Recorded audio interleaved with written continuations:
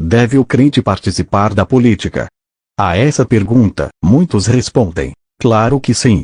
Quanto melhor o cristão, melhor político será. É inegável o fato de que muitos cristãos participam da política. Fazem isso em nome da justiça e para o bem de seus semelhantes. Contudo, a pergunta mais importante do servo de Cristo deve ser: o que agrada ao meu Senhor? Devemos buscar aquilo que o agrada. O Senhor não expressa nada em sua palavra a esse respeito. Vejamos o que dizem as Escrituras. O que é um cristão? Eram cristãos os heróis do Antigo Testamento, tais como Abraão, Moisés, ou Davi? Sem dúvida, eles demonstraram uma fé verdadeira, foram verdadeiros crentes, mas não eram cristãos. O cristão reconhece a Jesus Cristo como o seu Salvador pessoal, o qual morreu por ele na cruz. Mediante a fé em Jesus, foi justificado e tornou-se filho de Deus.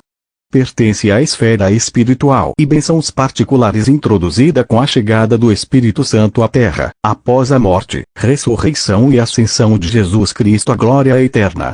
O Espírito Santo habita nele e o une a Cristo nas regiões celestiais. Juntamente com os irmãos na fé, recebe um chamado celestial e é abençoado com toda sorte de bênçãos espirituais nas regiões celestiais em Cristo. É visto como morto e ressuscitado com Cristo, e a sua posição é a de uma identificação com Cristo. E, até o dia em que todas as coisas forem manifestas, é convocado a andar à luz dessas verdades, como estrangeiro e peregrino na terra. Tudo isso é nos mostrado claramente nas Sagradas Escrituras. Vale a pena examinar-as mais de perto a fim de nos convencermos de toda a verdade. Querido leitor, você tem certeza que é um cristão? Está justificado de todo pecado. O Espírito Santo habita em você. É membro do corpo de Cristo, do qual ele mesmo é a cabeça glorificada no céu. Deus pode referir-se a você como a qualquer um de seus filhos. Israel e a Igreja. Para uma visão geral do assunto que propomos, lembremo-nos de que foi do agrado de Deus, em seus eternos conselhos para com os homens, escolher dois povos segundo a sua boa vontade. O primeiro foi Israel. Amado com amor eterno e escolhido desde a fundação do mundo, esse povo foi chamado por Deus para ocupar um lugar único na terra, para ser uma bênção entre todos os outros povos. Contudo, falhou completamente em sua vocação. Depois de muitos séculos de pecado e rebeldia, a sua perversidade culminou com a crucificação do Messias prometido.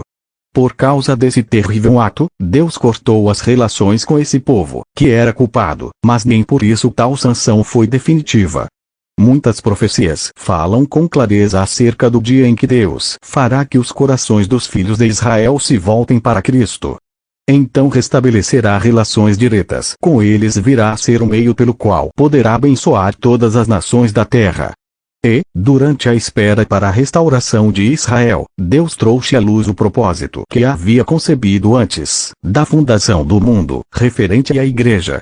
Homens e mulheres, retirados tanto de entre os gentios quanto do meio dos judeus, seriam congregados em um único povo para ser propriedade especial de Cristo e seus co-herdeiros e para estar estreitamente unidos a Ele.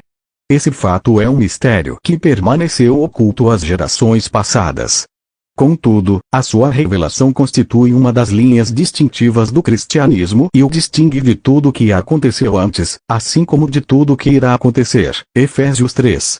Israel, por assim dizer, foi posto de lado, de modo que a Igreja, composta de todos os verdadeiros cristãos, desde o Pentecostes, agora ocupa o primeiro plano. Depois que ela tiver concluído seu curso na terra e alcançado o seu glorioso destino no céu, Israel será restabelecido e virá a ser o centro da bênção de Deus para a terra. Frequentemente, fala-se de Israel como o povo terreno e da Igreja como o povo celestial de Deus. Essas expressões são muito apropriadas. Israel recebeu um chamado celestial, com promessas relativas à terra, enquanto o chamado da Igreja é celestial, bem como a sua vocação, e as bênçãos a que tem direito estão nas regiões celestiais. Essa diferença torna-se mais evidente se buscarmos nas Escrituras passagens concernentes a essas duas grandes categorias de bênçãos, a dos judeus e a dos cristãos. Duas grandes categorias de bênçãos. Vejamos primeiramente o que diz Deuteronômio 28, observando a natureza das bênçãos prometidas. Se ouvires a voz do Senhor teu Deus, virão sobre ti e te alcançarão todas estas bênçãos. Bendito serás tu na cidade e bendito serás no campo. Bendito o fruto do teu ventre, e o fruto da tua terra, e o fruto dos teus animais, e as crias das tuas vacas e das tuas ovelhas. Bendito o teu cesto e a tua amassadeira. Versos 2 a 5. E assim sucessivamente. Imediatamente, percebemos que as bênçãos prometidas aos israelitas por sua obediência a Deus estavam relacionadas com a prosperidade terrena. Já em Efésios 1 e 3, quão diferentes são. Bendito o Deus e Pai de nosso Senhor Jesus Cristo, que nos tem abençoado com toda sorte de bênção espiritual nas regiões celestiais em Cristo. O que significa o nos nesse versículo? Os cristãos. Nossas bênçãos são espirituais, celestiais, em contraste com as bênçãos temporais e terrenas prometidas ao israelita piedoso e obediente. Os cristãos não receberam nenhuma promessa com respeito à prosperidade terrena. Pelo contrário, os mais piedosos eram, com frequência, os mais pobres. Vejamos, por exemplo, o apóstolo Paulo. Ele disse de si mesmo: até a presente hora, sofremos fome, e sede, e nudez, e somos esbofeteados, e não temos morada certa. 1 Coríntios 4 e 11. Há uma grande diferença entre o cesto e a amassadeira abençoados e a condição descrita na passagem acima. Nunca é demasiado insistir no fato de que a pátria do cristão está no céu, Filipenses 3 e 20. E a palavra pátria tem estreita relação com o tema que tratamos: a política. Talvez algum cristão deseje um caráter mais celestial. É um desejo bom, caso tenha em mente o andar e a conduta diários. Permita-nos Deus que todos desejamos mais celestiais. Não podemos permitir, no entanto, que a nossa debilidade enfraqueça a verdade fundamental de que nós, cristãos, somos um povo celestial segundo o propósito e a vocação de Deus. Diferentemente da nação israelita, pertencemos ao céu. Essa é a nossa pátria. A rejeição a Cristo. Na época em que o Senhor Jesus vivia na terra, já havia homens ocupados na construção de um grande sistema mundial. A religião tinha o seu lugar nessa estrutura, contudo, não havia lugar para ele. Cristo era um corpo estranho, era a pedra que os construtores rejeitaram. Mateus 21 e 42. Os homens estão sempre construindo, e vemos ao nosso derredor o grande edifício do sistema mundial. Que sistema fabuloso! Nele há lugar praticamente para tudo que o ser humano possa desejar. Não obstante, note bem, esse grande sistema permanece fechado para Cristo. Os líderes deste mundo negaram-lhe um lugar e o crucificaram. Para o coração sincero, esse ato capital revela todas as coisas em sua verdadeira luz. Jamais nos esqueçamos de que estamos de passagem em um mundo que rejeitou ao nosso Senhor e o cobriu de vergonha. Estamos conscientes disso. Não basta esse único feito para que consideremos este mundo vale da sombra da morte. Como compartilhar as esperanças e as ambições deste mundo enquanto que ele a quem amamos foi e continua sendo excluído dele? Além do mais, o mundo recebeu o grande inimigo de Cristo, Satanás, como príncipe e como Deus. Do ponto de vista político, Satanás é o príncipe do mundo. João 14:30. E, do ponto de vista religioso, o Deus deste século. 2 Coríntios 4 e 4. Então, não é difícil concluir que o presente mundo é perverso. Assim Gálatas 1 e 4 o qualifica. Ensina-nos essa passagem que Cristo se entregou a si mesmo pelos nossos pecados, para nos desarraigar deste mundo perverso. Pertencemos a outra esfera. Vivemos a época do domínio de Satanás. O Senhor, falando de seus redimidos, disse explicitamente: eles não são do mundo, como também eu não sou. João 17:16. Passagem alguma da Bíblia afirma que o cristão foi colocado neste mundo com o propósito de melhorá-lo. O dever do cristão é dar testemunho daquele que foi rejeitado e ao qual estamos unidos, agora e por toda a eternidade. Deixemo-nos impregnar pelo fato de que Cristo foi rejeitado e perguntemo-nos com sinceridade se é digno ter outro papel neste mundo senão o de estrangeiro. A vida de Cristo na Terra, sem dúvida. Já avançamos bastante na resposta à pergunta do título deste artigo. Os fatos e princípios considerados até aqui mostram com clareza que só há uma resposta possível: não. Contudo, ainda há outras coisas a serem analisadas. Em primeiro lugar, vejamos o que podemos aprender da vida do Senhor Jesus na Terra. Naquela época, havia grande agitação política. A Judeia fora anexada ao Império Romano, e um governador representava o detestável poder pagão em Jerusalém. O sentimento nacionalista estava vivo.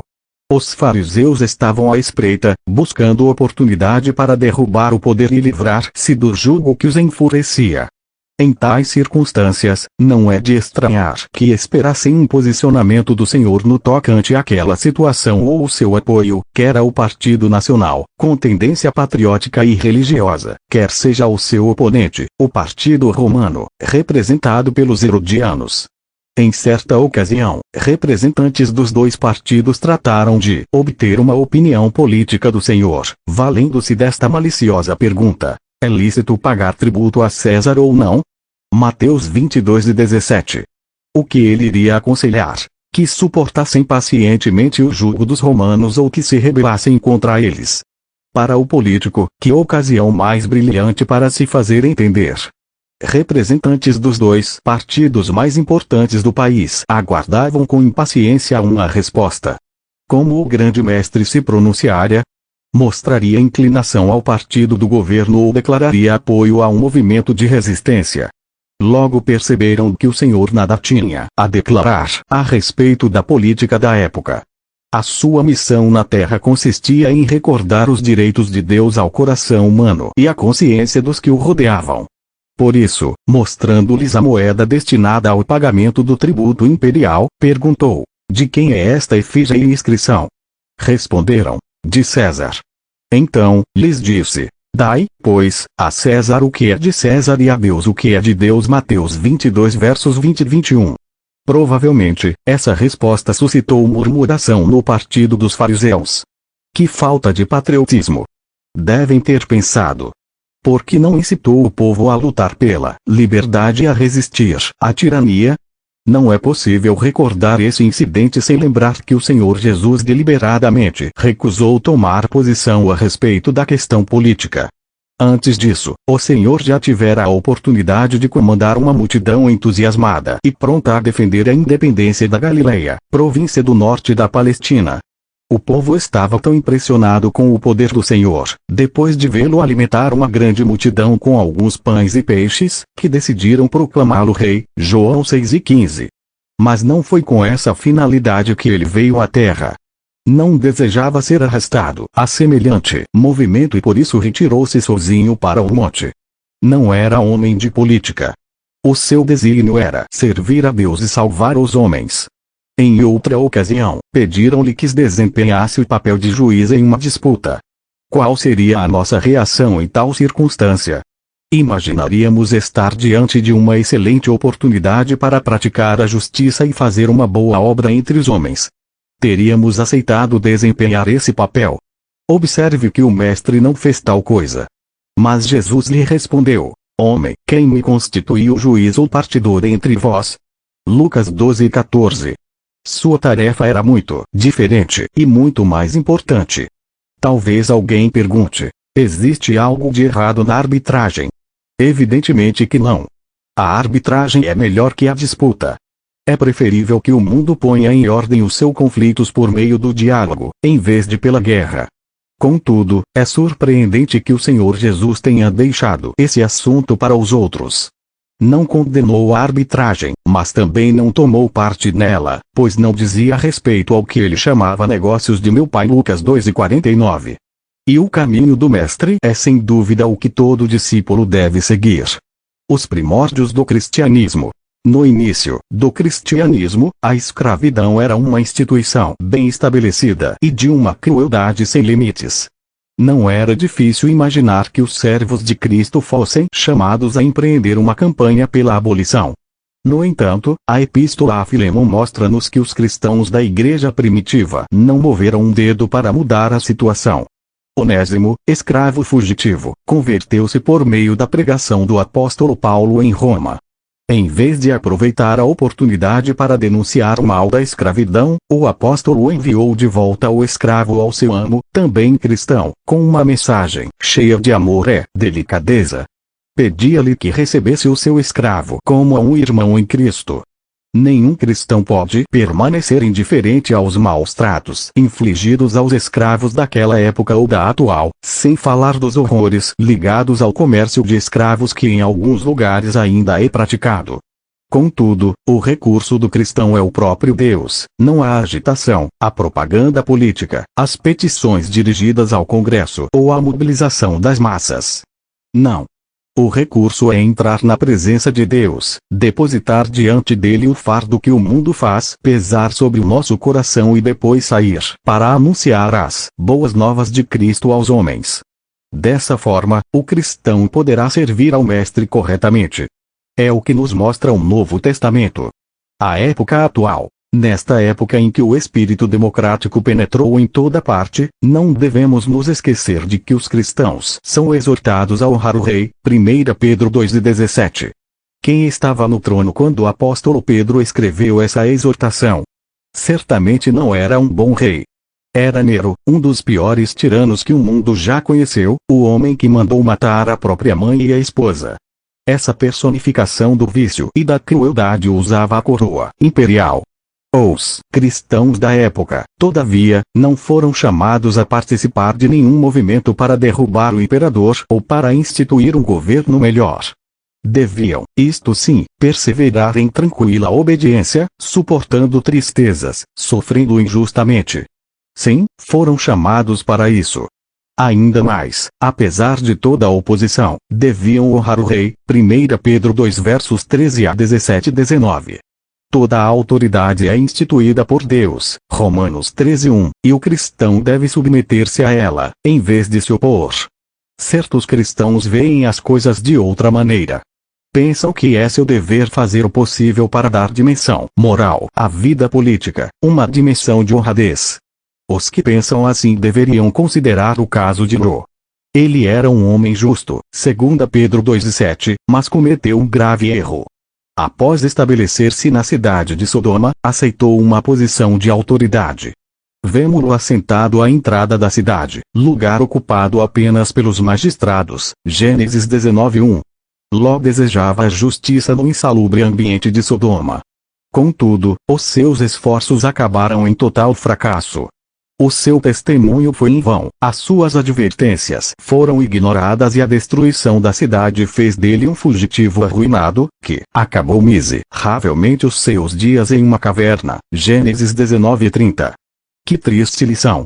Alguém ainda poderá perguntar: não é melhor procurar eleger os melhores candidatos para o Congresso? Não aprovariam assim as melhores leis? O país não seria mais bem governado? Tal raciocínio é válido, mas com frequência ocorre exatamente o contrário. É notável que, quando chegou o tempo de estabelecer um homem para governar o mundo inteiro, Deus tenha escolhido um tirano violento, Nabucodonosor. Esse homem foi o chefe do primeiro grande império das nações, na época em que Israel foi privado do favor divino, por causa da desobediência. Em vez de deixá-lo sob o poder de reis da linhagem de Davi, Deus entregou o seu povo nas mãos dos gentios, sob a autoridade de Nabucodonosor, a cabeça, de fino ouro. Daniel 2:32. Deus está acima de tudo e pode fazer cumprir a sua vontade tanto por meio de homens maus quanto por intermédio de homens bons. Que os cristãos dediquem a sua vida a coisas que dizem respeito ao seu Senhor e deixem o mundo ocupar-se das que dizem respeito ao seu Mestre. Os dias vindouros para a pessoa atenta na palavra de Deus. É evidente que Satanás exerce influência sobre o imenso sistema deste mundo. Esse sistema ainda não chegou ao seu apogeu, mas o seu desenvolvimento é descrito nas profecias. Os países da Europa terão um preponderante papel nesse vasto sistema organizado pelo diabo. Constituirão uma federação de 10 reinos, governados por um líder que as escrituras chamam a besta. Apocalipse 13. Os judeus, de volta à Palestina e ainda incrédulos, terão por rei um homem cuja maldade será desenfreada, o Anticristo. A besta e o Anticristo farão uma aliança que culminará em uma profusão do mal sobre a terra. Poderíamos nos estender na descrição das terríveis coisas que acontecerão. Os juízos sobre os moradores da terra serão indescritíveis, e os seus sofrimentos, insuportáveis. Muitos detalhes referentes a essa época podem ser encontrados nos livros de Daniel e Apocalipse. Estejamos plenamente conscientes de que esse será o desenlace da política atual. Porém, se Satanás está construindo esse grande sistema, a ser dominado por ele, Deus também tem um plano em vista, no qual Cristo desempenha o papel central. Não falo aqui do céu nem do estado eterno, e sim do reino de Cristo, conhecido como um milênio, os 1000 anos de bênção e de glória sobre a terra. Em Daniel 2 versos 34 e 35, vemos o grande sistema mundial destruído por uma pedra, cortada sem auxílio de mãos que se tomou em grande montanha, que encheu toda a terra. Essa passagem mostra-nos o que irá substituir o grande sistema deste mundo após a sua destruição. O Deus do céu suscitará um reino que não será jamais destruído. Verso 44. Numerosas profecias dão testemunho de que Jerusalém será a capital desse maravilhoso reino e que a justiça e a paz serão estabelecidas até os confins da terra. Então, os homens embainharão as suas espadas e nunca mais farão guerra. Contudo, o cristão terá a sua porção numa esfera muito mais elevada e gloriosa.